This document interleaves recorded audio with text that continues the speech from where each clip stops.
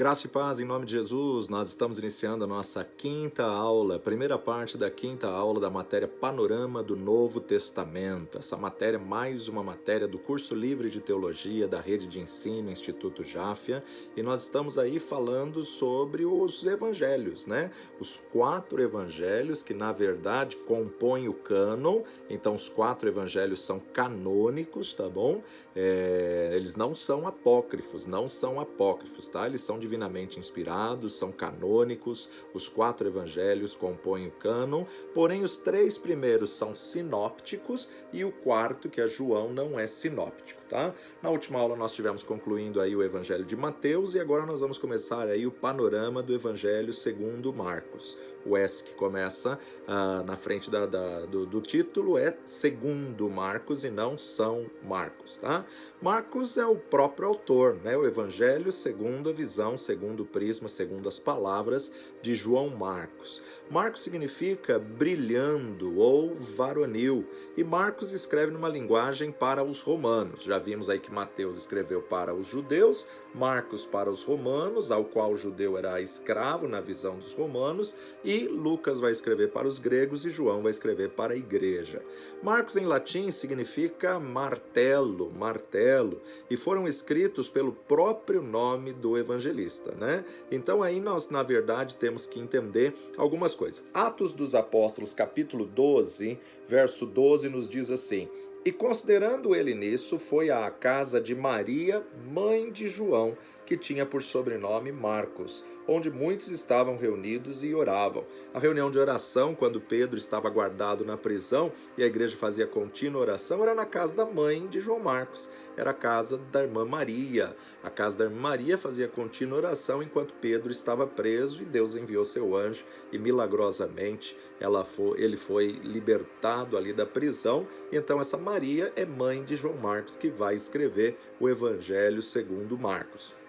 Marcos como filho de Maria, claro que não Maria, mãe de Jesus, tinha uma outra Maria e ela tinha uma igreja na sua casa. Ainda nesse mesmo capítulo 12, versículo 25, e Barnabé e Saulo, havendo terminado aquele serviço, voltaram de Jerusalém, levando consigo a João, que tinha por sobrenome Marcos, aonde ele vai ir para a primeira viagem missionária, né? Capítulo 13, a gente vê que a igreja estava orando e então enviaram Barnabé e Saulo, e João Marcos foi junto com eles, tá bom? Então veja só, terminando o capítulo 12, 25 de Atos, e Barnabé e Saulo, havendo terminado aquele serviço, voltaram para Jerusalém, levando também consigo a João, que tinha por sobrenome Marcos. Na igreja que estava em Antioquia havia alguns profetas e doutores, a saber, Barnabé e Simeão chamado Níger, e Lúcio, Cirineu e Manaém, que foram criados com Herodes, o tetrarca, e Saulo. Servindo eles ao Senhor e jejuando, disse o Espírito Santo: apartai-me a Barnabé e a Saulo para a obra que eu os tenho chamado. Então, jejuando e orando e pondo sobre eles as mãos, os despediram.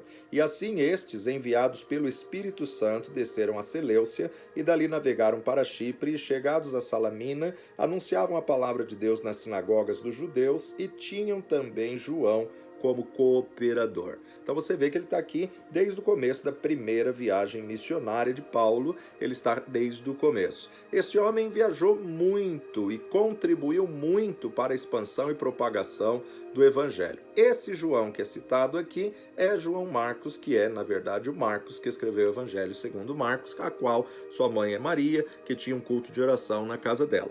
Atos 13, versículo 13. E partindo de Pafos, Paulo e os que estavam com ele chegaram a Perge da Panfilha, mas João, apartando-se deles, voltou para Jerusalém. Uma viagem missionária, deu uma não pequena confusão e João Marcos decide voltar. Não era para ele, não aguentou, retrocedeu e tiveram uma discussão.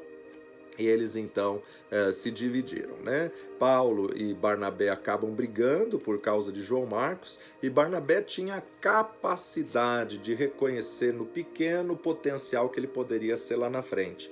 Barnabé pôde discernir que Saulo já conseguia seguir a viagem sozinho, e, na verdade, apoiou João Marcos na sua decisão de retorno.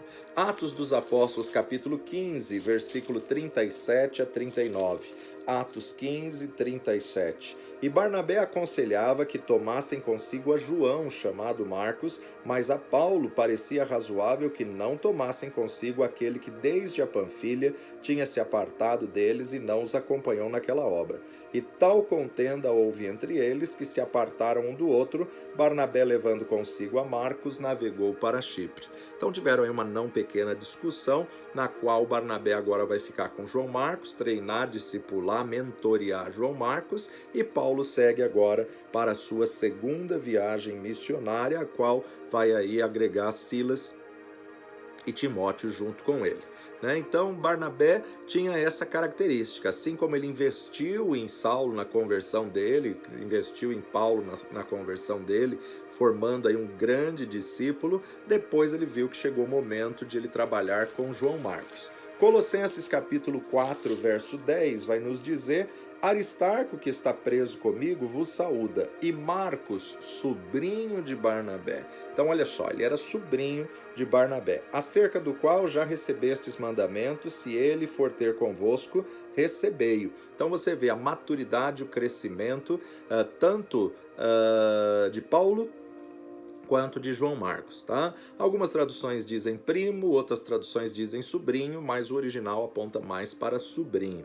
João Marcos era sobrinho de Barnabé. Segundo Timóteo, capítulo 4, verso 11, segundo Timóteo, Paulo está na última prisão, capítulo 4, verso 11, Paulo escreve: só Lucas está comigo. Toma Marcos e traze-o contigo, porque me é muito útil para o ministério. Então, é um homem que trabalhou muito na contribuição do evangelho, na contribuição do ministério. Quando ele voltou da viagem missionária, da qual ele não aguentou fazer até o fim, quando ele retrocedeu da viagem missionária, ele foi aos pés de Pedro e ficou ali com Pedro para poder saber aí o que Pedro lembrava das experiências que ele tinha vivido com Jesus, 1 Pedro capítulo 5, verso 13, vai nos dizer: a vossa coeleita em Babilônia vos saúda, e meu filho Marcos, ao qual Pedro chama como um filho na fé de uma forma carinhosa, meu filho Marcos. Pedro foi uma pessoa que influenciou muito a vida de João Marcos. Quando você estuda o Evangelho de Marcos, você observa isso. Marcos vai apresentar Jesus como servo sofredor, Visto que ele está escrevendo para os romanos, o judeu era escravo ou servo, e ele tem essa característica de apontar Jesus como servo. E na visão dos quatro seres, é representado como boi ou como bezerro, Como boi. É o servo no Apocalipse, na visão dos quatro seres, das quatro faces. O Evangelho de Marcos é escrito para os romanos, e esse evangelho enfatiza o que Jesus fez, como ele trabalhou, em lugar que ele disse, O livro está cheio de atitudes, o livro está cheio de ações de Jesus. Marcos é um livro de ação, e para os romanos ele não trata nada de detalhes, de genealogia, de ascendência, de quem ele era filho. Marcos não vai tratar nada disso, visto que era para os romanos, então ele não precisa desse detalhe. Quem necessitava de detalhe de genealogia eram os judeus, ao qual Mateus fez muito bem. O Evangelho de Marcos é um evangelho sucinto, exatamente por quê? Porque está sendo escrito para os romanos, tem que ser uma coisa bem sucinta, bem resumida. É até considerado o evangelho resumido. Você só vê Jesus agindo, você vê Jesus como um grande herói. Jesus é servo. Por quê? Porque os romanos que dominavam os judeus, então, na verdade, ele apresenta Jesus como filho do homem, mas não apresenta genealogia, porque romano tudo é prático, e o escravo, para que saber qual a genealogia do escravo, do servo, Para o romano não interessa saber a genealogia de um servo. Boi é um animal que serve o homem, é um animal de serviço, Serve ao homem vivo e morto, Morto faz-se a carne aí do boi, Além da carne se faz o botão, se faz o pente, se faz o mocotó, se faz tapete, E o seu chifre, tudo se aproveita aí do boi, O boi nasce para servir. A vida inteira do boi é trabalhando. O boi, os seus chifres, é um animal de servidão. Então Marcos equipara aí a pessoa de Cristo Jesus como um boi e equipara como servo sofredor. Marcos vai apresentar isso, que ele foi o servo o tempo todo, levado como cordeiro mudo ao matadouro e não abriu a sua boca. Nós vamos ver aí o versículo chave no Evangelho segundo Marcos, capítulo 10, versículo 45, perdão. Marcos, capítulo 10, 45. Porque o Filho do Homem também não veio para ser servido, mas para servir e dar a sua vida em resgate de muitos. Esse é o versículo-chave do Evangelho segundo Marcos. Algumas curiosidades do livro do Evangelho de Marcos. Primeiro, é um livro de ação, enfatiza muito o que Jesus fez. Mateus, você vê Jesus fazendo discursos, né? Os maiores sermões estão registrados em Mateus. Por quê? Porque ele era rei, e um rei faz discurso aos súditos. Marcos não vai focar em discurso porque para o romano não tem interesse. Já em João você vê Jesus mais intimamente com as pessoas, porque ele é o pastor das nossas almas. Mateus apresenta Jesus um homem público, sempre com o povo. Já Marcos, ele agindo literalmente. As palavras mais características do Evangelho segundo Marcos é logo. Logo aparece 19 vezes e imediatamente aparece 17 vezes. Ele explica algumas palavras aramaicas, ele explica coisa que o judeu não tinha necessidade de saber, que na verdade a gente vai observar que o romano tinha interesse nesses pontos. Mas vamos lá, Marcos capítulo 3, verso 17. Tiago, filho de Zebedeu, e João, irmão de Tiago, aos quais pôs o nome de Boanerges, que significa filho do trovão. Para o judeu não precisava explicar o que era Boanerges, porque ele sabia, mas para o romano era algo aramaico, então era necessário explicar o sentido da palavra no aramaico, Boanerges, filho do trovão. Marcos capítulo 5, verso 40 e 41, vai nos dizer: E riam-se dele, porém ele, tendo-os feito sair, tomou consigo o pai e a mãe da menina, e os que com ele estavam, e entrou onde a menina estava deitada. E tomando a mão da menina, disse-lhe: Talita cumi, que traduzido é: Menina, a ti te digo, levanta-te. Mais uma vez, uma palavra aramaica, a qual aí ele vai trazer a tradução. Menina, levanta-te, né? Marcos 7, 11. Evangelho segundo Marcos, capítulo 7, verso 11. Porém vós dizeis, se um homem disser ao pai ou à mãe, aquilo que poderia aproveitar de mim é corbã, isto é, oferta ao Senhor, nada mais lhe deixais fazer por seu pai ou por sua mãe. Então você vê aqui, mais uma vez, ele se preocupando em traduzir, né, uma oferta dedicada ao Senhor, uma oferta dedicada a Deus, né? Ele explicando o sentido das palavras. Marcos 6, 27. 6:27, e enviando logo o rei o executor, mandou que lhe trouxessem ali a cabeça de João, e ele foi e degolou na prisão. Explicar palavras romanas carrasco ou executor, na verdade, desnecessário. Então ele tem que colocar só simplesmente como executor e ponto. Marcos é o que registra que o centurião viu Jesus ao pé da cruz. O centurião romano, Marcos capítulo 1, versículo 5 também, nós vamos ver aqui um outro detalhe: e toda a província da Judéia e todos os habitantes de Jerusalém iam ter com ele, e todos eram batizados por ele no Rio Jordão, confessando os seus pecados. Ele tem que explicar que Jordão é o rio, né? Para o judeu não há necessidade de colocar Rio Jordão. Todo judeu sabia que Jordão era o rio. E Mateus, então, nunca falou Rio Jordão. Mateus sempre falou no Jordão, né? Agora, já para o romano, não. Marcos sempre vai definir Rio Jordão. Interessante que o Evangelho segundo Marcos vai registrar 20 milagres e só 4 parábolas. 20 milagres e 4 parábolas. Marcos 1, ele é sucinto. Logo na abertura ele coloca já direto o batismo e a tentação em 3 ou 4 versos, diferente de Mateus e de Lucas, né? Ele coloca só o que interessa para a visão do romano. O chamado dos discípulos também foi bem sucinto, bem rápido, ele não entra em detalhes. Ele trabalha muito com possessão, porque era uma coisa que interessava para os romanos. Paralítico conduzido por 4. É muito interessante esse trecho em Marcos que se torna riquíssimo. Capítulo 2, e alguns dias depois entrou outra vez em Cafarnaum e soube-se que estava em casa. E logo se ajuntaram tantos que nem ainda nos lugares junto à porta eles cabiam, e anunciava-lhes a palavra. E vieram ter com ele, conduzindo um paralítico trazido por 4, e não podendo aproximar-se dele por causa da multidão, descobriram o telhado onde estava, e fazendo um buraco, baixaram o leito em que jazia o paralítico.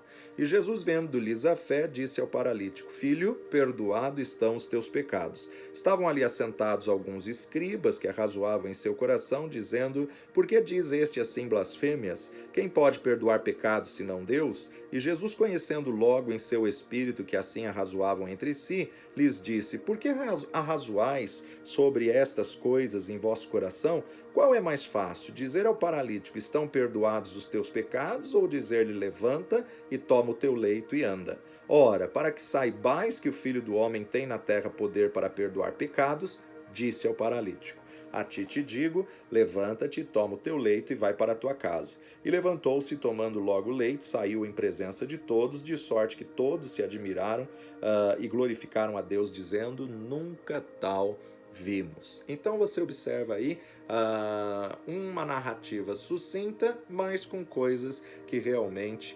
interessam para o romano, trazendo detalhes aí muito importantes. Já no capítulo 3, verso 14 e 15...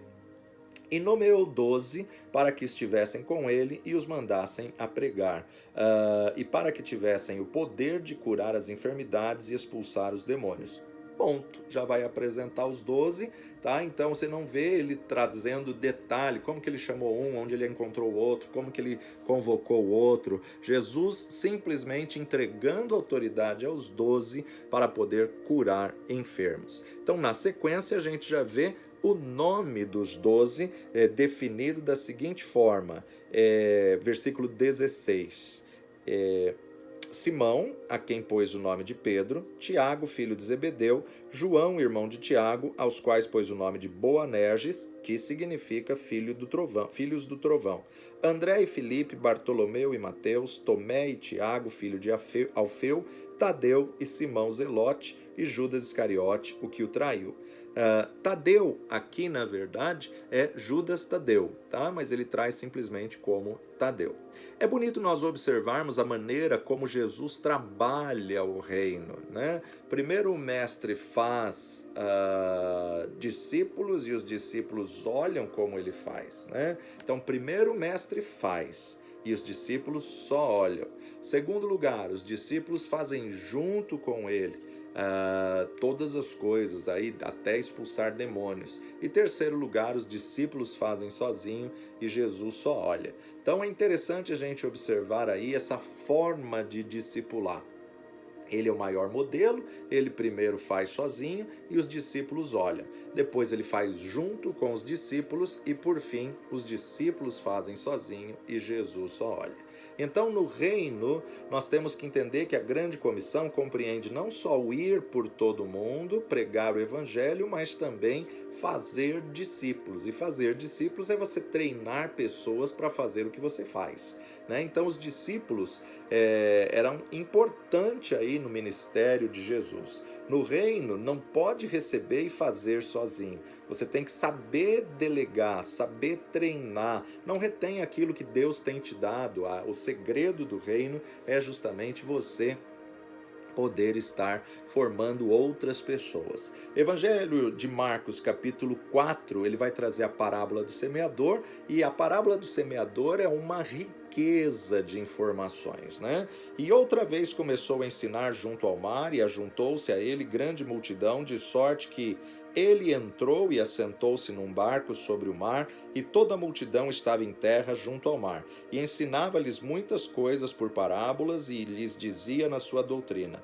Ouvi, Eis que saiu o semeador a semear, e aconteceu que, semeando ele, uma parte da semente caiu junto ao caminho, e vieram as aves do céu e a comeram, e outra caiu sobre os pedregais, onde não havia muita terra, e nasceu logo, porque não tinha terra profunda. Mas, saindo o sol, queimou-se, e porque não tinha raiz, secou-se. E outra caiu entre espinhos, e crescendo os espinhos a sufocaram, e não deu fruto. E outra caiu em boa terra, e deu fruto, que vingou e cresceu, e produziu 30, outros 60 e outros 100.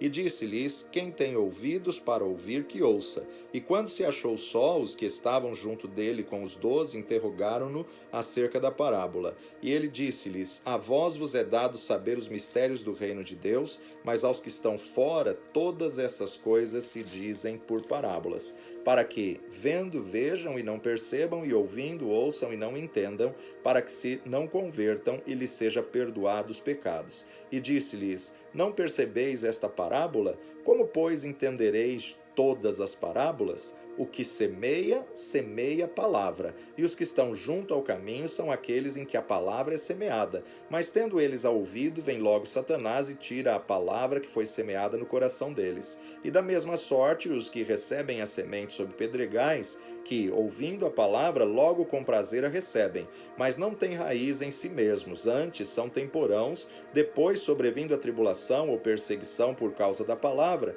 logo se escandalizam. E os outros são os que recebem a semente entre os espinhos, os quais ouvem a palavra, mas os cuidados deste mundo e os enganos das riquezas e as ambições de outras coisas, entrando, sufocam a palavra e fica infrutífera. E os que recebem a semente em boa terra são as que ouvem a palavra e a recebem e dão fruto, um a 30, outro a 60 e outro a 100 por um. Jesus fala parábola e Marcos vai descrever a parábola e a explicação de Jesus. Então a parábola do semeador, ela é rica em informações, ela é fascinante você observar a riqueza de detalhes que tem. Aí então, logo na sequência, vem Jesus e acalma a tempestade ainda no final do capítulo 4, e ele vai mostrar exatamente isso a partir do versículo 35. E naquele dia, sendo já tarde, disse-lhe: passemos à outra margem. E eles, deixando a multidão, levaram consigo, assim como estava no barco, e havia também com ele outros barquinhos. E levantou-se grande temporal de vento, e subiam as ondas por cima do barco, de maneira que já se enchia de água. E ele estava na polpa dormindo sobre uma almofada, e despertaram-no, dizendo-lhe: mestre, não te importa que pereçamos? E ele, despertando, repreendeu o vento e disse ao mar: cala-te e aquieta-te. E o vento se aquietou e houve grande bonança. E disse-lhes: por que sois tão tímidos, ainda não tendes fé? E sentiram um grande temor e diziam uns aos outros: mas quem é esse que até o vento e o mar lhe obedecem? Então ele conclui o capítulo 4 exatamente com Jesus acalmando a tempestade. Já no capítulo 7, nós vamos observar Jesus e a tradição judaica, a tradição dos anciãos. Vamos ver algumas coisas que a tradição faz ao nosso coração. A tradição não é ruim em si mesma, mas temos que ter cuidado para que a tradição não esteja acima da palavra, acima das pessoas, né? Veja só, Marcos capítulo 7, as palavras de Jesus no verso 7 e 8. Em vão, porém, me honram, ensinando doutrinas que são mandamentos de homens, porque, deixando o mandamento de Deus, retendes a tradição dos homens, como lavar dos jarros e dos copos, e fazei muitas outras coisas semelhantes a estas. E dizia-lhes: bem invalidais o mandamento de Deus, para guardardes a vossa tradição. Então Jesus está confrontando aí os ensinos dos homens e a tradição que na verdade trazia justamente esse conflito. Marcos capítulo 11, verso 20, Evangelho de Marcos 11, verso 20. E eles, passando pela manhã, viram que a figueira tinha se secado desde a raiz. A figueira se seca justamente com uma voz de comando do nosso Senhor Jesus Cristo. Porém, Em Mateus, isso vai estar narrado em Mateus capítulo 21, verso 18 a 21. E de manhã, voltando para a cidade, teve fome, e avistando uma figueira perto do caminho, dirigiu-se a ela e não achou senão folhas, e disse: Nunca mais nasça fruto de ti. E a figueira secou-se imediatamente. E os discípulos, vendo isso, maravilharam-se, dizendo: Como secou imediatamente a figueira? E Jesus respondendo, porém, disse-lhes: Em verdade vos digo que, se tiverdes fé e não duvidardes, não só fareis o que foi dito à figueira, mas até se a este monte disserdes: ergue-te, precipita-te no mar, assim será feito. Bom, essa oração de Jesus, ele demonstra o poder da palavra na boca do justo. Muitas pessoas se atêm aí à divergência, né? Mateus falando que secou-se imediatamente e Marcos falando que quando voltaram eles viram que se secou.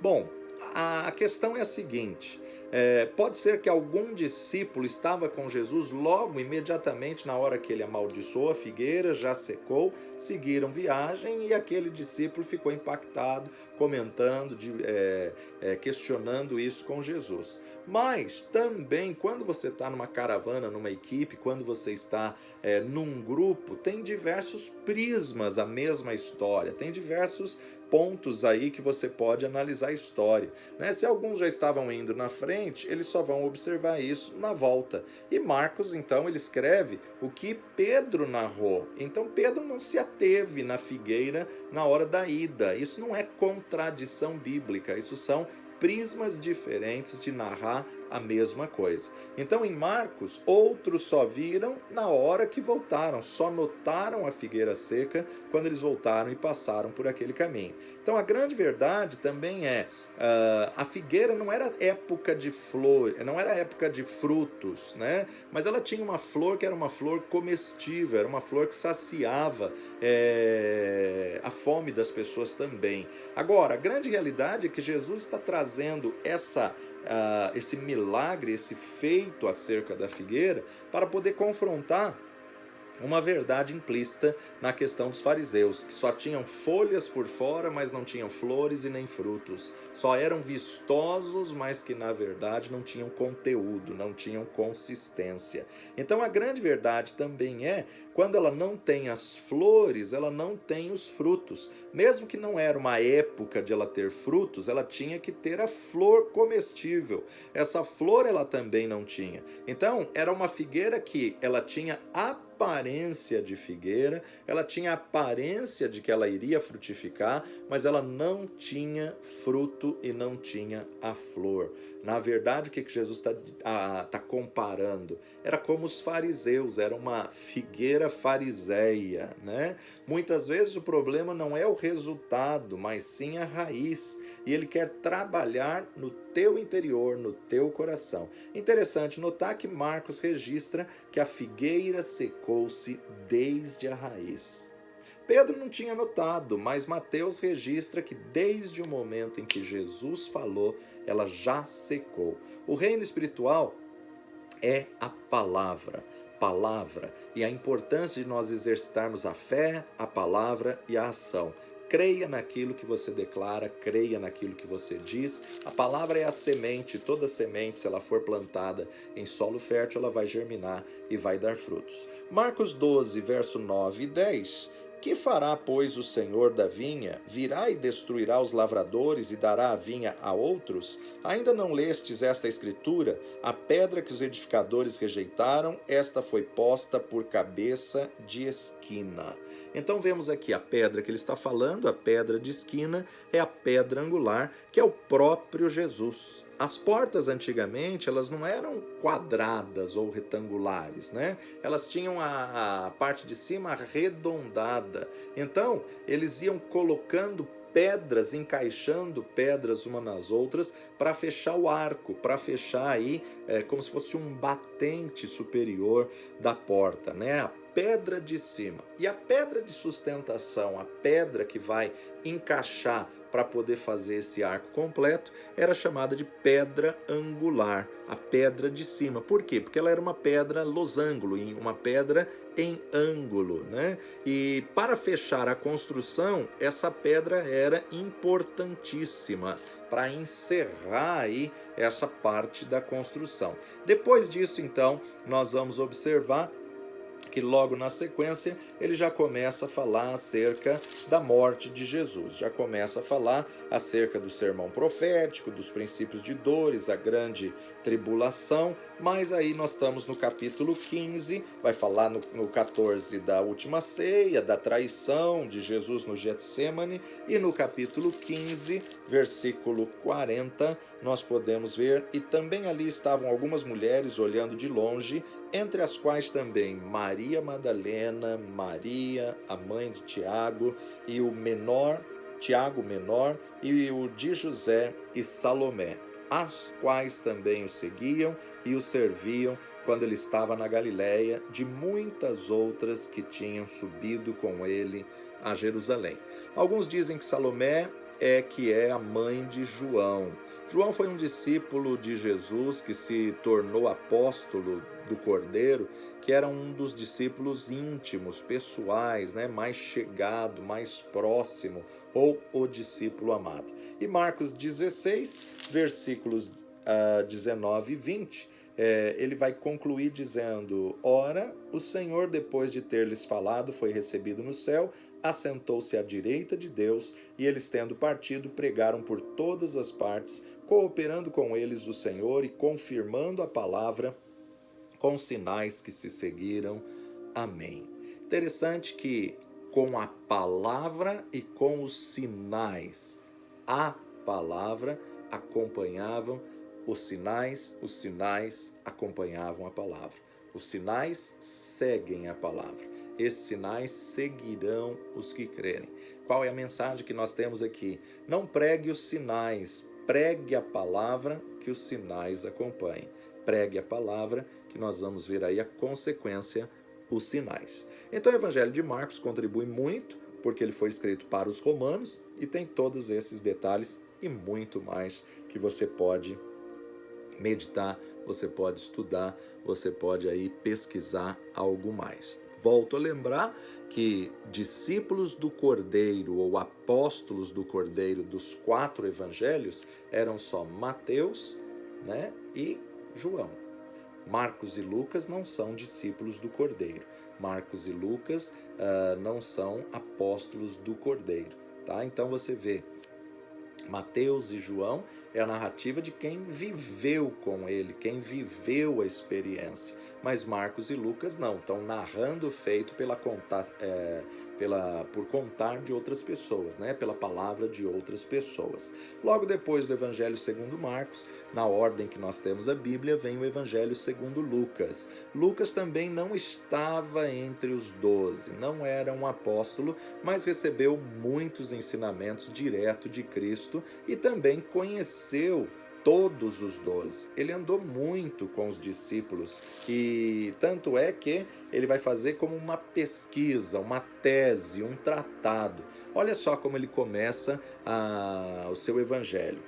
Tendo, pois, muitos empreendido pôr em ordem a narração dos fatos que entre nós se cumpriram, segundo nos transmitiram os mesmos que os presenciaram desde o princípio e foram ministros da palavra, pareceu-me também a mim conveniente descrevê-los a ti, ó excelentíssimo Teófilo, por sua ordem, havendo-me já informado minuciosamente de tudo desde o princípio, para que conheças a certeza das coisas de que já estás informado. Existiu no tempo de Herodes, rei da Judéia, um sacerdote chamado Zacarias, da ordem de Abias, e cuja mulher era das filhas de Arão, o nome dela era Isabel. Então é interessante, né, a forma como Lucas começa esse tratado. Diz a tradição que Lucas era natural da Síria. Se isso realmente for verdade, ele é o único gentil que escreveu aí um trecho do Novo Testamento. É o único gentil. Teófilo, no original da palavra em grego, significa amigo de Deus. Ele está escrevendo para um homem natural, um homem realmente, uma pessoa que tinha um cargo elevado, mas que o seu nome significava amigo de Deus. Dá uma interpretação dupla. Ele tanto escreve para o Teófilo, pessoa física, como ele também escreve para os amigos de Deus na história da humanidade. Se você é amigo de Deus, o Evangelho de Lucas é para você também, ó Teófilo, amigo de Deus. Teófilo, naquela geração, era um oficial de grande importância, por isso que ora ele vai chamar de potentíssimo, ora ele vai chamar de excelentíssimo Teófilo. Então, esse era termo que era usado simplesmente para pessoas de grande importância no império. Aí, como você vai ver, Paulo usando isso para se referir aí a uma pessoa importante no império também, em Atos dos Apóstolos, capítulo 23, verso 25 e 26, que aliás, a gente vai observar que Atos é o segundo tratado de Lucas, né? Então vamos lá, Atos 23, 25 e 26, e escreveu uma carta que continha isso. Cláudio Lísias a Félix, potentíssimo governador, saúde. E este homem foi preso pelos judeus, e estando já a ponto de ser morto por eles, sobrevim eu com os soldadescas e o livrei informado de que era romano. Então, excelentíssimo, potentíssimo, é um termo só para grandes autoridades políticas da época, né? Lucas, por outro lado, significa luminoso. Lucas é chamado de o médico amado, e Lucas apresenta Jesus como homem. Como médico, ele vai escrever para os gregos, e os gregos valorizavam muito o corpo, o fisiculturismo, as Olimpíadas, né? Os gregos valorizavam muito aí o atletismo, todas essas coisas. Apocalipse capítulo 4, verso 7, 4:7 nos diz: e o primeiro animal era semelhante a um leão, e o segundo animal era semelhante a um bezerro, e o terceiro animal o rosto de homem, e o quarto animal era semelhante a uma águia voando. Aqui a gente vê na visão de João do Apocalipse, dos 4 seres que ele vê, o primeiro animal era semelhante ao leão, aponta para Mateus, que aponta Jesus como rei dos judeus, leão da tribo de Judá. E o segundo animal era semelhante a um bezerro, ou dependendo da sua tradução, touro ou boi, que era um animal servo. Servo é porque ele vai referir a Marcos, que aponta para, que escreve para os romanos. O terceiro, Lucas, o homem, como rosto semelhante ao de homem, mostrando a humanidade de Cristo e apresentando aos gregos o homem perfeito. Jesus é o homem perfeito, né? Por escrever aos gregos, ele demonstra Jesus, o homem ideal, o homem perfeito. Companheiro íntimo do apóstolo Paulo nas suas viagens, né? Colossenses capítulo 4, Colossenses capítulo 4, nós vamos observar no versículo 14, saúda-vos Lucas, o médico amado, e Demas. 2 Timóteo capítulo 4, verso 11, a última carta que Paulo vai escrever, ele coloca: só Lucas está comigo, toma Marcos e traze-o contigo, porque me é útil para o ministério. Lucas escreveu 2 tratados, um evangelho e outro livro histórico. O Evangelho segundo Lucas, por isso ele pode ser chamado de o evangelista Lucas, não apóstolo do Cordeiro e nem apóstolo do qual a gente aí saiba que ele andou com Jesus. Não, mas ele na verdade é um evangelista, e como evangelista é interessante a narrativa dele, né? O Evangelho segundo Lucas. Segundo lugar, ele escreve o livro de Atos, que é o único livro histórico do Novo Testamento, então ele também pode ser chamado do historiador Lucas, que no caso é uma tese, um tratado, é um grande feito como uma pesquisa de faculdade, de um trabalho de conclusão de cursos. Então, o Evangelho segundo Lucas, foi escrito para os gregos, apresentando Jesus como o homem ideal, o homem perfeito, que veio para salvar e resgatar o homem perdido. Lucas se torna, dos 4 evangelhos, o evangelho mais comprido. E não só dos evangelhos, como também de todas as cartas, né? Se torna o mais comprido do Novo Testamento. Observa a ênfase que se dá nesse livro a pessoas desprezadas e às mulheres. Foi também escrito cerca do ano 60 a 75 depois de Cristo. Bem provável que quando Paulo estivesse preso em Cesareia. Ele se refere muito a Jesus como filho do homem. Por quê? Porque os gregos sempre deram uma importância à humanidade, né? À característica humana, antropocêntrica. Eles cultuavam aí a beleza física, era o deus Apolo, a beleza física, né? Então, veja só, Lucas capítulo 3, versículo 23 em diante, ele vai se preocupar em ocupar com a ascendência de Jesus, a genealogia, quem ele é, de qual linhagem ele veio e como é a sua genealogia. Então observa só, Lucas 3, 23, e o mesmo Jesus começava a ser de quase 30 anos, sendo, como se cuidava, filho de José, e José de Eli, e Eli de Matate, Matate de Levi, Levi de Melque, Melque de Janai, Janai de José, José de Matatias, Matatias de Amós, Amós de Naum, Naum de Esli, Esli de Nagai, Nagai de Maate, Maate de Matatias, e Matatias de Semei, Semei de José, e José de Jodá, Jodá de Joanã, Joanã de Reza, Reza de Zorobabel, Zorobabel de Salatiel, e Salatiel de Neri, Neri de Melque, Melque de Adi, Adi de Cozã, Cozã de Eumadã, Eumadã de Er de Josué, e Josué de Eliezer, e Eliezer de Jorim, Jorim de Matate, Matate de Levi, Levi de Simeão, Simeão de Judá, e Judá de José, José de Jonã, Jonã de Eliaquim, Eliaquim de Meleá, Meleá de Mená, Mená de Matatá, Matatá de Natã, Natã de Davi. E Davi de Jessé, e Jessé de Obed, Obed de Boaz, Boaz de Salá, Salá de Naasson, Naasson de Aminadab, Aminadab de Admim, Admim de Arni, Arni de Esrom, Esrom de Pérez, Pérez de Judá. E Judá de Jacó, Jacó de Isaac, Isaac de Abraão, Abraão de Terá, Terá de Naor, Naor de Serugue, Serugue de Regal, e Ragal de Faleque, Faleque de Eber, Eber de Salá. Salá de Cainã, Cainã de Arfaxade de Sem, Sem de Noé, Noé de Lameque, Lameque de Metusalém, Metusalém de Enoque, Enoque de Jare de Malalel, Malalel de Cainã, Cainã de Enos, Enos de Sete, Sete de Adão e Adão de Deus.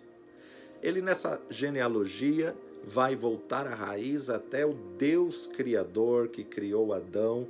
Ele coloca Adão como filho de Deus. Então ele dá a genealogia, porque para os gregos o homem perfeito tinha que ter uma genealogia boa, uma ascendência boa. E por isso que ele vai chegar até Adão, e de Adão de Deus, que é o perfeito, o absoluto de todas as coisas. Outra coisa interessante é que ele não dá a genealogia de José. Na verdade, de certo modo, é a genealogia de Maria. Ele coloca o nome de José, mas a linhagem é de Maria. Agora, até um ponto você observa que os dois, tanto José quanto Maria, saíram da tribo de Davi, da descendência de Davi, da ascendência de Judá, para que Jesus fosse da tribo de Judá, para que fosse raiz de Davi, de Jessé, de Belém, né? Então até Davi, a genealogia dos dois é igual. Mas o texto-chave no Evangelho de Lucas é Lucas capítulo 19, verso 10. Lucas 19, 10, Jesus diz: porque o Filho do Homem veio buscar e salvar o que se havia perdido. Como, na verdade, o homem perfeito, Jesus veio buscar o homem imperfeito, buscar e salvar o que se havia perdido. Vamos para o intervalo e daqui a pouquinho a gente volta com curiosidades do Evangelho segundo Lucas. Deus te abençoe e até daqui a pouco.